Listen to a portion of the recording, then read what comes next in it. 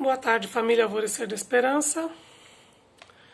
Venho mais uma vez dar continuidade ao estudo da nossa casa, por conta aí de não podermos estarmos nesse momento juntos. E hoje eu trago para vocês o capítulo 20 do livro O Evangelho segundo o Espiritismo, que fala quem são os trabalhadores da última hora.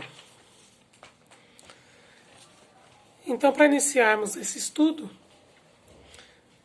eu quero desde já agradecer a oportunidade de estar com vocês, fazendo essa reflexão, lembrando que o maior beneficiado sou eu, que acabamos aprendendo, acabamos aproveitando, né? Tendo que estudar um pouco mais para poder trazer para vocês, e eu me sinto beneficiada por isso. Então, eu quero iniciar esse estudo de hoje com a oração da página 420, pelos médiuns, que vem de encontro com o nosso estudo de hoje. E fala assim: nos últimos dias, disse o Senhor, espalharei meu espírito sobre todos os encarnados. Os filhos e filhas de vocês profetizarão. Os jovens terão visões e os velhos terão sonhos. Naqueles dias, meus servidores e minhas servidoras profetizarão ao receberem meu espírito. Essa é a oração que eu acho que vem de encontro com o capítulo de hoje, que são os trabalhadores da última hora. E o que eu pude ver aqui no primeiro parágrafo é que já há muito tempo, Jesus já vem falando através dos profetas, através dos espíritos, que surgiriam os trabalhadores da última hora. E hoje nós podemos ver, nós que somos espíritas, que optamos por essa doutrina, que esses trabalhadores somos nós, né? Os espíritas. Então, no primeiro parágrafo aqui, fala também que, independente de quando nós ingressarmos no kardecismo, no espiritismo, independente de quando nós optarmos por seguir essa doutrina, independente do que fizermos, nós estaremos atendendo ao chamado de Jesus. Os últimos serão os primeiros. Esse é o segundo parágrafo desse capítulo. E o que eu achei muito importante é ressaltar aqui quem foi o primeiro espírito que trouxe a palavra de Jesus para a humanidade. Foi Moisés. Moisés, que evangelizou o seu povo naquele tempo, da forma como ele tinha de melhor fazer, porque nós já sabemos que o povo daquela época não tinha o mesmo entendimento que nós temos agora. Muita coisa foi não descoberta, entendida, né, pelas pessoas, pela humanidade, com o passar do tempo, porque sempre foram faladas por parábolas, sempre foi trazida pelos profetas de uma maneira que pudesse ser entendida. E naquela época, Moisés evangelizou esse povo de acordo com a forma que eles poderiam entender. E uma das principais missões de Moisés foi trazer, né, de Jesus, de Deus, a tábua dos 10 mandamentos. E isso ele realizou muito bem. Embora, né, quando ele subiu ao monte para falar com Deus, para que esses 10 mandamentos fossem escritos lá na tábua, para que ele fosse intuído, né, para escrever os 10 mandamentos, que é a lei universal, imutável, imexível, que existe até hoje, independente de religião, independente de tempos, né? Então ele trouxe para a humanidade, para o povo daquela época, a Tábua dos 10 Mandamentos, ainda que quando chegou, quando retornou ao povo, né, ao seu povo, eles estivessem lá, não acreditando no retorno, né, de Moisés, derreteram todo o ouro que eles conseguiram ali, fizeram o tal do bezerro de ouro e fizeram uma grande festa para idolatrar esse bezerro, que para nós até hoje ainda representa, né, a adoração que a humanidade, que o ser humano tem com as coisas materiais, com o dinheiro, com a ganância, né, com o egoísmo que tem dentro do ser humano. Então ficou muito bem retratado, né? Em primeiro lugar, os 10 mandamentos, que foi a missão de Moisés, que trouxe para a humanidade e que vai ficar aí para o resto da vida, para que o mundo veja, né? Para que o mundo saiba, para que o mundo entenda e possa seguir, possa se orientar através dos 10 mandamentos. Os trabalhadores da segunda hora, quem foram? Os últimos serão os primeiros, no segundo parágrafo fala, né?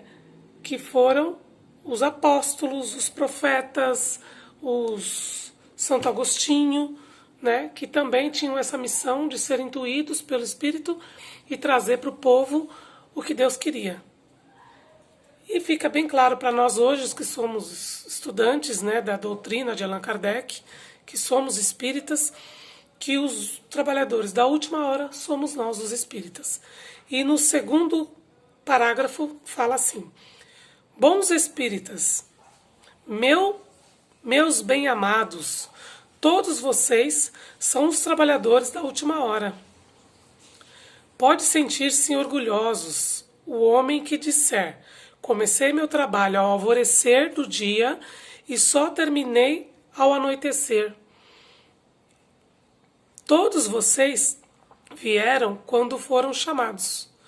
Como eu falei para vocês, independente de quando ingressarmos na doutrina, nós estamos atendendo ao chamado do nosso Criador. Uns mais cedo, outros um pouco mais tarde, para a reencarnação que agora estão vivendo.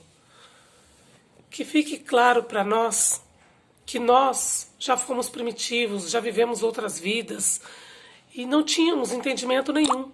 E que hoje, né, graças ao nosso Criador, nos permitiu não sabermos das falhas, dos erros que cometemos lá atrás, e nós reencarnamos, voltamos aqui para que dessemos continuidade ao que Jesus pede para nós, que é a divulgação da doutrina, que é a divulgação da reencarnação. Então aqui ele deixa bem claro isso. Porém, há quantos séculos o Senhor os está chamando para trabalhar em sua vinha, sem que aceitem o convite. É chegado o momento de receber o salário. Quando fala de receber o salário, diz o seguinte: no Evangelho diz que independente do tempo que ingressarmos na doutrina, nós seremos 100 vezes mais recompensados do que nós podemos imaginar. Então, a responsabilidade que nós temos hoje de falar da doutrina, de falar da reencarnação, de estudar, de tentar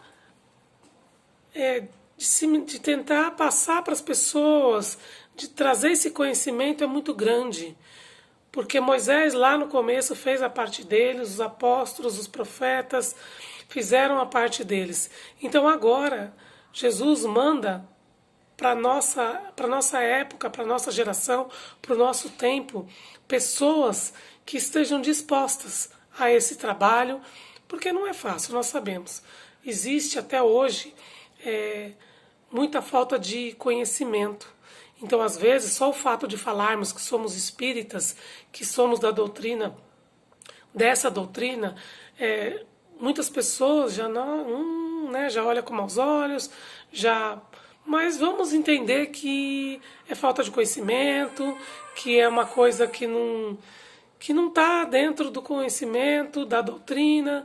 Então a gente tem que perdoar, a gente tem que tentar falar. Se a pessoa não quiser ouvir também não tem problema, mas nós temos o compromisso, nós, como trabalhadores da última hora, como evangelizadores, como seguidores da doutrina de Allan Kardec, nós precisamos, pelo menos, tentar falar com as pessoas da reencarnação, falar desta vida futura, falar que a nossa matéria aqui vai ficar, que os bens materiais nada nos servirão, que não levaremos nada, que tudo é emprestado, né? Que o que nós temos que plantar aqui é a semente do amor, da paz, da união, da caridade, porque o Evangelho diz para nós que Deus colocou tudo isso dentro do nosso coração. Dentro de cada um de nós já existe tudo isso. Todos nós temos dentro de nós a nossa própria luz. Basta que a gente procure, que a gente exercite esse amor, essa caridade, que a gente exercite tudo isso que ele nos ensina no Evangelho. Existe dentro de todos nós aquela pontinha do egoísmo, da falha, do erro, da inveja. Existe, alguns em proporções maiores, outros em proporções menores. Mas dentro de nós existe toda a parte de luz, de amor que Deus nos colocou, e existe toda a parte do egoísmo, da inveja, que nós trazemos já de outras vidas. Por isso que nós estamos aqui. Em todos nós existe. Então, por isso que nós estamos aqui, para que possamos trabalhar, né?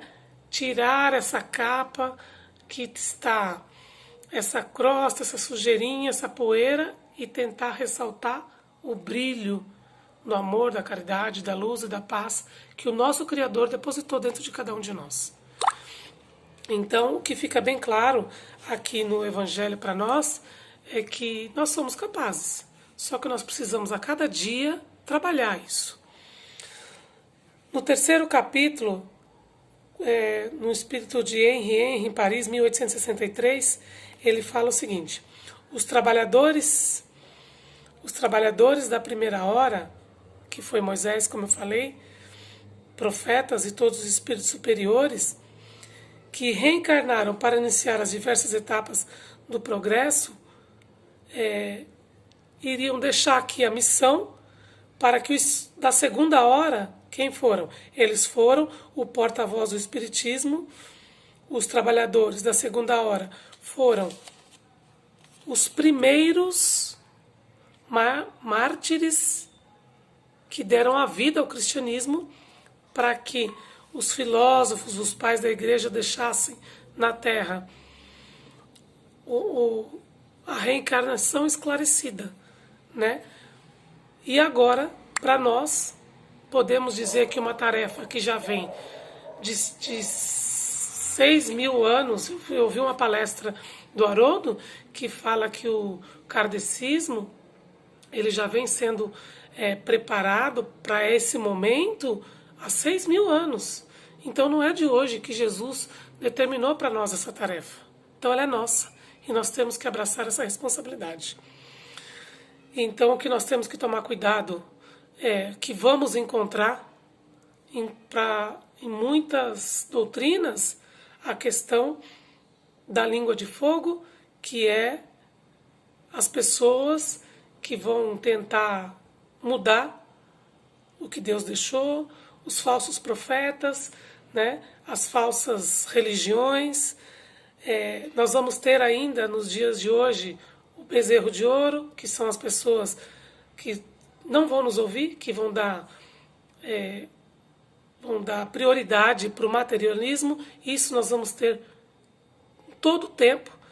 Então, na missão dos espíritas, nós vamos encontrar com isso o tempo todo. Isso é uma coisa que vai ser natural, né? Que vamos encontrar isso porque vem de muitos anos, muitos séculos. Então, está arraigado na humanidade e isso nós vamos encontrar sempre. Agora, uma coisa que eu achei muito importante, que eu vi, quero trazer para vocês, que no livro de Jesus no Lar, eu vi uma passagem que fala de um sábio milionário, que tinha 3 filhos, e os filhos brigavam demais, ciúmes, desrespeito, e o pai, já cansado dessa situação, falou: eu vou pedir a cada um de vocês uma tarefa, uma missão. E para o filho mais velho, ele deu um jarro de argila muito bonito, caríssimo, e falou para ele: eu quero que você pegue essa argila e leve de presente para o príncipe. Para o filho do meio, ele deu uma corça, um animal bonito, vistoso, amarrou a corça, deu para o segundo filho e falou: a sua tarefa vai ser levar a corça para o príncipe. Diga a ele que eu estou mandando esse presente a ele. E para o terceiro filho, ele mandou um bolo muito gostoso, muito bonito, bem embalado, e falou: eu quero que vocês 3 cumpram essa missão. E os 3 irmãos saíram para cumprir o desejo do pai. Só que, no meio do caminho, né, foram lá, um criticando o outro. O mais velho falava para o mais novo: ah, você vai deixar o bolo cair. Se fosse eu que estivesse carregando o bolo, eu seguraria assim. O do meio criticando o mais novo: esse jarro é muito caro. Você não está nem conseguindo levar, você é fraco. A qualquer momento vai acontecer alguma coisa com o jarro. E o mais velho criticando o que estava levando a corça, o irmão do meio: esse animal está cansado, você tem que pegar ele no colo, você vai machucar o animal. A qualquer momento, resumindo, o irmão mais velho, que levava a argila, discutindo com os outros 2, tropeçou e pá, caiu a argila, quebrou. O irmão do meio, que levava a corça, foi tentar ajudar, a corça fugiu, escapou. E o terceiro irmão, o mais novo, que vinha com o bolo, foi tentar segurar a corça e o bolo caiu. Voltaram os 3 para casa e foram falar para o pai que não tinham conseguido cumprir a tarefa, né? Quebrou a argila, a corça fugiu e o bolo caiu. Qual é o ensinamento que nós temos? Qual é a reflexão que nós temos diante desta situação? Que enquanto nós estivermos preocupados com os erros, as falhas alheias, nós jamais vamos ter foco na nossa tarefa, na nossa missão, no nosso compromisso com a espiritualidade, com o kardecismo, com Jesus. Então que fique essa reflexão. Vamos olhar para dentro de cada um de nós, vamos buscar a nossa luz, vamos tentar entender o que a doutrina nos traz, o que ela nos ensina, vamos tentar aplicá-la no nosso dia a dia, com a nossa família, no nosso trabalho, no nosso estudo, na nossa vida como um todo, para que possamos fazer com que a nossa luz interior, que já existe dentro de cada um de nós, possa florescer. Para que quando falarmos de Jesus, para que quando falarmos do kardecismo, para que quando falarmos da reencarnação, possamos receber das pessoas ou da espiritualidade esse mérito que a palavra tem. Não para nós, não, para Jesus. Porque o que nós fazemos aqui, para o nosso próximo, é para agradar Jesus. Então, vamos focar na nossa evolução, no nosso aprendizado. E que as falhas, erros que cada um comete, que sejam vistas por cada um. Porque nem sempre a falha que o outro vê em nós conseguimos enxergar. Às vezes nós mesmos não conseguimos enxergar. Ou melhor, na maioria das vezes, né? nós não conseguimos ver os nossos erros. Nós conseguimos ver o do próximo. Então vamos focar.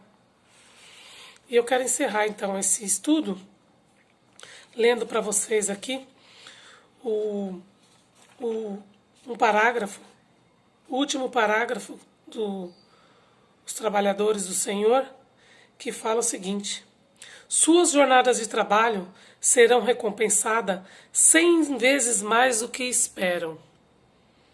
Felizes serão aqueles que disserem aos seus irmãos: vamos trabalhar juntos e unir nossos esforços para que o Senhor encontre a obra terminada quando chegar. Essa é a nossa missão, esse é o nosso compromisso.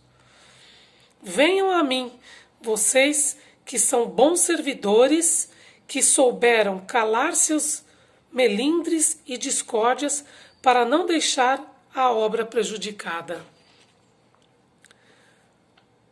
Agora, aos que não querem ouvir a palavra, aos que não querem seguir a Jesus, o Evangelho fala: por que pedem piedade? Vocês que procuraram a sua recompensa nos gozos terrenos e nas satisfações do orgulho próprio, já receberam a sua gratificação de acordo com sua vontade. Nada mais podem pedir. As recompensas do celeste são para aqueles que não receberam as recompensas da terra.